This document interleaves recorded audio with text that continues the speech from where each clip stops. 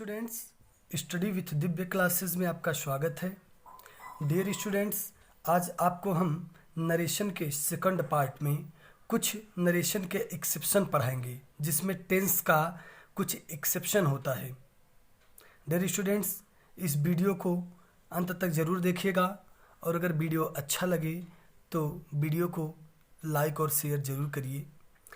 आइए स्टार्ट करते हैं। Exception in the use of tense. प्रिय छात्रों, कुछ परिस्थितियों में रिपोर्टिंग वर्ब के पास्ट टेंस में होते हुए भी रिपोर्टेड स्पीच में कोई परिवर्तन, रिपोर्टेड स्पीच के टेंस में कोई भी परिवर्तन नहीं होता। अभी इसके पिछले पार्ट में मैंने आप लोगों को पढ़ाया था कि अगर रिपोर्टिंग वर्ब प्रेजेंट में होगा, जैसे से होगा, सेज होगा, विल से होगा, तब तो रिपोर्टेड स्पीच में कोई परिवर्तन नहीं होगा। लेकिन आज हम आपको बताएंगे कि रिपोर्टिंग वर्ब पास्ट टेंस में हो, मतलब जैसे सैड आई या सैड टू आई, पास्ट में होते हुए भी टेंस में कोई परिवर्तन नहीं होता। ऐसा कब होता है? तो प्रिय छात्रों ध्यान दीजिएगा, जब किसी भी वाक्य में यूनिवर्सल ट्रूथ की बात हो। यूनिवर्सल ट्रूथ मतलब सदा सत्य रहने वाला कथन, मतलब ऐसे कथन जो सदा सत्य, जो कभी झूठा साबित हो ही नहीं सकता। ऐसे कथन अगर वाक्य में दिए हुए हैं तो उस वाक्य में डायरेक्ट का जब इनडायरेक्ट स्पीच हम बनाएंगे तो उसमें रिपोर्टिंग वर्ब सैड होगा, सैड टू होगा, यानी कि पास्ट में होगा, फिर भी कोई परिवर्तन नहीं होगा। इसके बाद सेकंड थिंग देखते हैं, habitual fact. Habitual fact means आदत की बात हो। अगर किसी भी वाक्य में आदत का उल्लेख किया गया हो तो भी रिपोर्टिंग वर्ब भले ही पास्ट टेंस में हो, लेकिन उस वाक्य के टेंस में कोई भी परिवर्तन नहीं होगा। और अगला स्टेप, अगर हिस्टोरिकल फैक्ट दे, हिस्टोरिकल मतलब ऐतिहासिक सत्य का उल्लेख किया गया हो, वाक्य में किसी ऐतिहासिक बातों का, मतलब वो ऐतिहासिक है और सत्य बात है और उसका उल्लेख किया गया हो, तब भी वाक्य में रिपोर्टिंग वर्ब पास्ट टेंस में होते हुए भी रिपोर्टेड स्पीच के टेंस में कोई भी परिवर्तन नहीं होगा। इसी प्रकार अगर प्रोवर्ब की बात हो वाक्य में, यानी अगर किसी कहावत का उल्लेख किया हो, किसी मुहावरा का, किसी कहावत का उल्लेख किया गया हो वाक्य में, तब भी टेंस में कोई भी बदलाव नहीं होगा, भले ही रिपोर्टिंग वर्ब पास्ट टेंस में क्यों ना हो। तो डियर स्टूडेंट्स, हम इसको एग्जाम्पल के माध्यम से समझते हैं।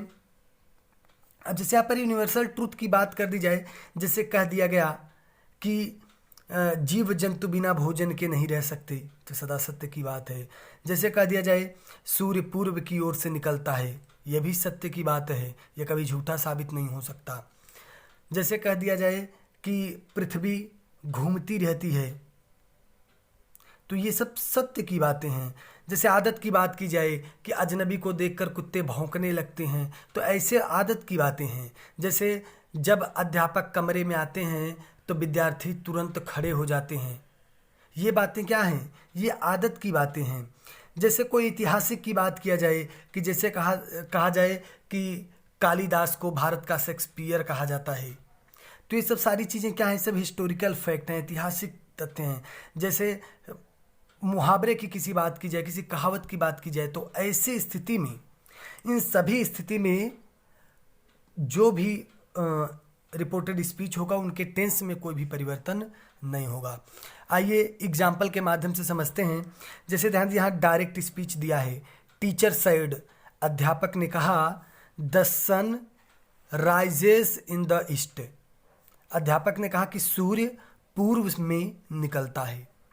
तो ये कैसे वाक्य हैं? ये सदा सत्य की बातें हैं, सूर्य पूर्व से ही निकलता है।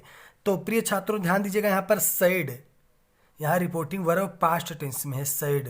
फिर भी वैसे सामान्य बातों में अगर रिपोर्टिंग वर्ब पास्ट टेंस में होता है तो रिपोर्टेड स्पीच का टेंस जरूर बदलता है, लेकिन यहाँ रिपोर्टिंग वर्ब पास्ट टेंस में है, फिर भी सदा सत्य की बातें आ गई, तो इसका जब हम डायरेक्ट स्पीच में परिवर्तित करेंगे तो क्या हो जाएगा, यहाँ होगा टीचर सैड का सैड ही होगा, यह पिछले वीडियो में आपको बताया गया था। टीचर सैड, और कामा इनवर्टेड कामा के स्थान पर हम दैट का प्रयोग करते हैं, टीचर सैड दैट। इसके बाद अगला वाक्य, the sun rises in the east. अब ये सदा सत्य की बातें हैं, तो जैसे राइजेज यस या यस क्रिया में लगा हुआ है तो प्रेजेंट इंडेफिनिट टेंस है। अगर सामान्य वाक्य होता तो इसमें हम प्रेजेंट इंडेफिनिट को पास्ट इंडेफिनिट टेंस में बदल देते, लेकिन सदा सत्य की बात है, मतलब ये एक्सेप्शन है, अपवाद है, इस वजह से इसके टेंस में कोई परिवर्तन नहीं होगा। बाकी जो लिखा गया है ज्यों का त्यों ही रखेंगे। The sun rises in the east, full stop. इस तरीके से दोस्तों, इस तरीके से वाक्य को सॉल्व किया जाता है। इसी प्रकार अगला एग्जाम्पल देखते हैं। यहाँ दिया है, he said to the boys, वह लड़कों से कहा। इसके बाद the earth moves round the sun, कि पृथ्वी सूर्य के चारों ओर घूमती है या चक्कर लगाती है। तो ये भी सदा सत्य की बातें हैं, पृथ्वी सूर्य के चारों ओर चक्कर लगाती हैं। तो इस टेंस में भी कोई भी परिवर्तन नहीं होगा। ध्यान दीजिएगा, यहाँ पर क्या होगा, ही सैड टू, सैड टू है तो सैड टू को किसमें बदलते हैं, टोल्ड में। तो he told the boys. Comma inverted comma को रिमूव करेंगे तो क्या लगेगा, कंजक्शन दैट का प्रयोग करेंगे। इसके बाद आगे है, the earth moves around the sun, यह भी प्रेजेंट इंडेफिनिट टेंस है, लेकिन यह पास्ट में नहीं बदलेगा क्योंकि ये सदा सत्य की बात है, यूनिवर्सल ट्रूथ है। तो यहाँ भी हो जाएगा द अर्थ। बाकी यह वाक्य ऐसे जैसे था वैसे ही हो जाएगा, the earth moves around the sun. इसी प्रकार अगला एग्जाम्पल देखते हैं। जैसे यहाँ पर दिया गया है डायरेक्ट स्पीच में, ममता सेड, ममता कही, dogs bark at the strangers, dogs कुत्ते बार्क मीन्स भौंकते हैं, एट द स्ट्रेंजर्स अजनबियों पर या अजनबियों को देखकर। ममता ने कहा कि अजनबी को देखकर कुत्ते भौंकने लगते हैं। तो यहाँ कुत्तों के आदत की बात की जा रही है, और आपको ऊपर बताया गया कि हैबिचुअल फैक्ट, मतलब जब वाक्य में किसी आदत का उल्लेख किया जाए तो भी रिपोर्टेड स्पीच के टेंस में परिवर्तन नहीं होगा। तो इसको सॉल्व करेंगे इनडायरेक्ट स्पीच में। तो यहाँ पर है ममता सैड, तो सैड तो बदलता नहीं, तो होगा ममता सैड। कामा इनवर्टेड कामा के स्थान पर हम दैट का प्रयोग करेंगे। इसके बाद यह वाक्य में टेंस में कोई परिवर्तन नहीं होगा, तो हो जाएगा dogs bark at the stranger. इस प्रकार छात्रों इस प्रकार सॉल्व करते हैं। अगला वाक्य देखते हैं, अगला example, he said to me, वह मुझसे कहा, वेन जब, द टीचर कम्स, जब अध्यापक आते हैं, इन द क्लास, कक्षा में। वह मुझसे कहा कि जब अध्यापक कमरे में आते हैं, कक्षा में आते हैं, तो द स्टूडेंट स्टैंड अप, विद्यार्थी खड़े हो जाते हैं। यह भी एक आदत की बात है। तो यहाँ पर भी टेंस में कोई परिवर्तन नहीं होगा। तो सैड टू को किससे बदल देंगे हम, टोल्ड में। तो हो जाएगा he told me. Comma inverted कामा के स्थान पर दैट का प्रयोग किया जाएगा। इसके बाद यहाँ पर वाक्य बाकी जैसे का वैसे हो जाएगा, when the teacher comes in the class,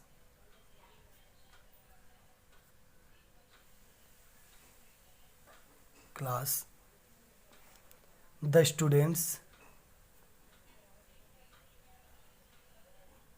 यहाँ स्टूडेंट्स होगा, the students stand up, the student stand up. इसी प्रकार अगला एग्जाम्पल देखते हैं, दिया गया है माई टीचर सेड, मेरे अध्यापक ने कहा Kalidas is the Shakespeare of India, कि कालिदास भारत के शेक्सपियर हैं। अब ध्यान दीजिए, यहाँ पर ऐतिहासिक बातें बताई जा रही है। कालिदास, एक इतिहास बताया जा रहा है कि कालिदास भारत के शेक्सपियर हैं। तो ऐतिहासिक बातों में भी कोई परिवर्तन नहीं होगा, तो इसको सॉल्व करेंगे तो हो जाएगा माई टीचर, इसके बाद सैड को सैड में ही परिवर्तित करेंगे, कोई परिवर्तन होता नहीं। कामा इनवर्टेड कामा के स्थान पर हम दैट का प्रयोग करेंगे, तो हो जाएगा माई टीचर सैड दैट।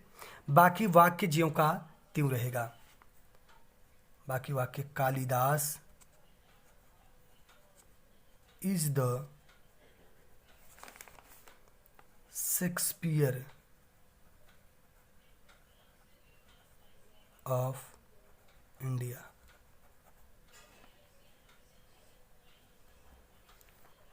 इसी प्रकार अगला एग्जाम्पल देखते हैं,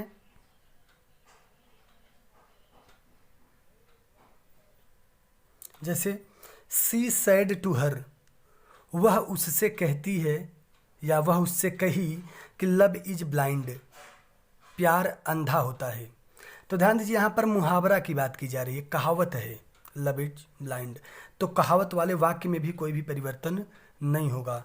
तो यहाँ इसको हम बदलेंगे इनडायरेक्ट में, तो हो जाएगा सी सैड टू को हम बदलेंगे टोल्ड हर। कामा इनवर्टेड कामा के स्थान पर हम दैट का प्रयोग करेंगे। इसके बाद बाकी वाक्य ज्यों का त्यों, लव इज ब्लाइंड। और भी एग्जाम्पल देख लेते हैं, जैसे लिखा है ही सेड, वह कहा honesty is the best policy. Honesty मतलब ईमानदारी, द बेस्ट मतलब सबसे अच्छा, पॉलिसी मीन्स कर्तव्य, कि ईमानदारी सबसे अच्छा कर्तव्य है। अब यह भी क्या है, कहावत ही है कि ईमानदारी आप करेंगे तो सबसे परम कर्तव्य है, सबसे अच्छा कर्तव्य है। तो इसका इनडायरेक्ट में बदलेंगे, फिर कोई परिवर्तन नहीं होगा। तो ही सैड को क्या करेंगे हम, सैड को सैड में ही रहने देंगे, कामा इनवर्टेड कामा के स्थान पर दैट का प्रयोग किया जाएगा। इसके बाद जो यह वाक्य है ज्यों का त्यों रहेगा, honesty is the best policy.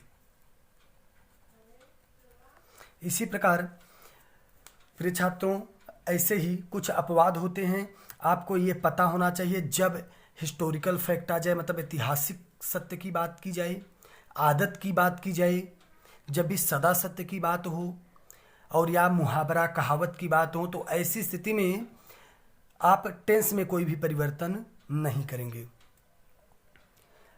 आगे चलते हैं, यहाँ पर जैसे डायरेक्ट स्पीच में कुछ प्रयुक्त शब्द को हम इनडायरेक्ट में किस में चेंज करते हैं, यह भी काफ़ी कन्फ्यूजन क्रिएट कर देता है।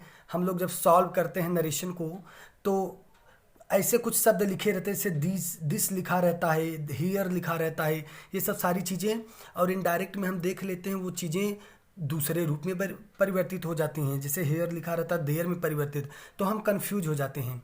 तो कुछ ऐसे स्पेशल कुछ नियम बनाए गए हैं कि जो प्रयुक्त शब्द डायरेक्ट स्पीच में हैं वो इनडायरेक्ट में कैसे या किस में बदले जाते हैं। तो यहाँ पर ध्यान दीजिए, अगर डायरेक्ट स्पीच में नाउ आएगा, नाउ मीन्स अब, तो इसको हम इनडायरेक्ट स्पीच में देन में बदल देते हैं। अगर दिस आएगा तो इसको हम दैट में बदलते हैं, दीज आएगा तो दोज में बदलते हैं। It, I T, it means यह, इट का इट ही रहने देते हैं, इट को किसी में भी चेंज नहीं करते हैं। हेयर रहेगा तो हेयर को देर में बदलते हैं। दस मीन्स इस प्रकार, दस होगा तो इसको सो में परिवर्तित करते हैं। कम रहेगा तो इसको गो में परिवर्तित करेंगे। एगो रहेगा तो इसे बिफोर में परिवर्तित करेंगे। जस्ट, जस्ट मीन्स अभी होता है, जस्ट को दिन में परिवर्तित करते हैं।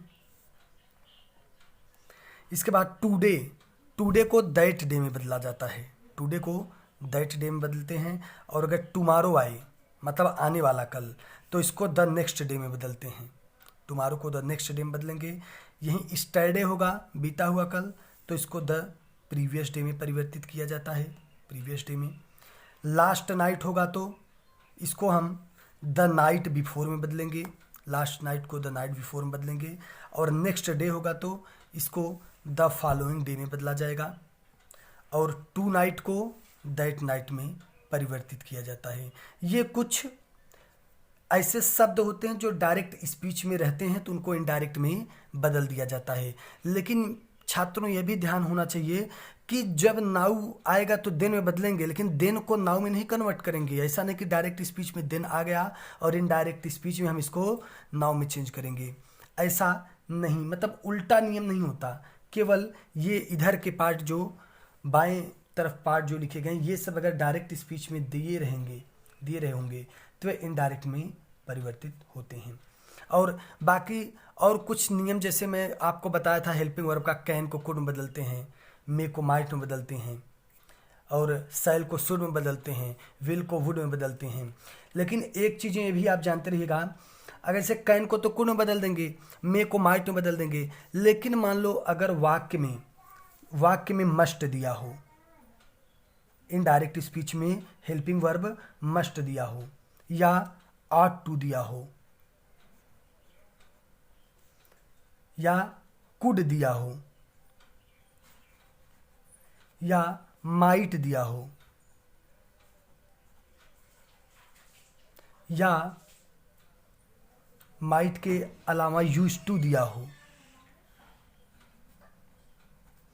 तो ऐसी स्थिति में ये सब अगर दिए होंगे हेल्पिंग वर्ब के रूप में रिपोर्टेड स्पीच में तो ये सब वैसे ही रहेंगे, इसमें परिवर्तन नहीं होता है।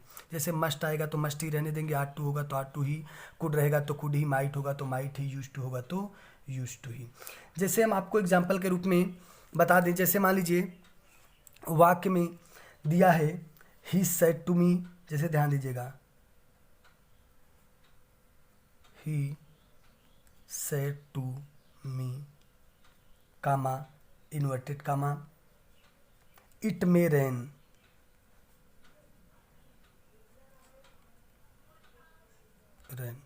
यह वाक्य है।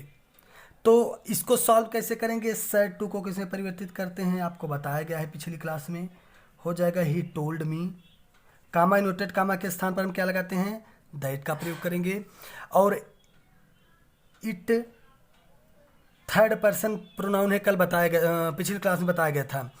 तो इट थर्ड पर्सन है, यह बदलता ही नहीं, तो इट का इट ही रहने देंगे। मे को किसमें बदलते हैं, माइट को, इट माइट रेन, इस तरीके से होगा। लेकिन जैसे मान लीजिए अगर वाक्य में माइट पहले से दिया हो तब कोई परिवर्तन, ऐसा नहीं करेंगे कि वाक्य में माइट दिया हो तो इसको इनडायरेक्ट में आते वक्त हम मे में चेंज कर देंगे, ऐसा नियम नहीं होता। जैसे एग्जांपल देख लीजिए, जैसे कह दिया गया he said to me, he said to me comma inverted comma, जैसे I must go to school, inverted comma बंद, जैसे ये वाक्य दिया है। ध्यान दीजिएगा, अब इस वाक्य को हम सॉल्व करेंगे तो यहाँ पर क्या दिया है, ही सेड टू को किसमें बदल देंगे हम, हो जाएगा he told me, comma inverted कामा के स्थान पर दैट का प्रयोग करते हैं साधारण वाक्य में।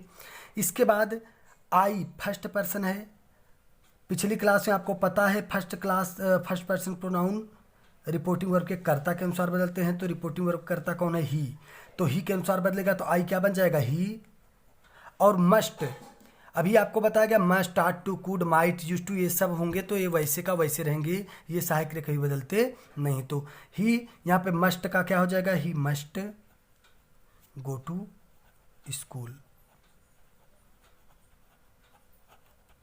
इसी प्रकार बहुत सारे एग्जाम्पल हैं, हम एक क्लास आपकी स्पेशल एग्जाम्पल की लेंगे जिसमें हम बहुत सारे एग्जाम्पल आपको बताएंगे पूरे नरेशन का। धन्यवाद मित्रों, वीडियो को शेयर जरूर कर दीजिएगा।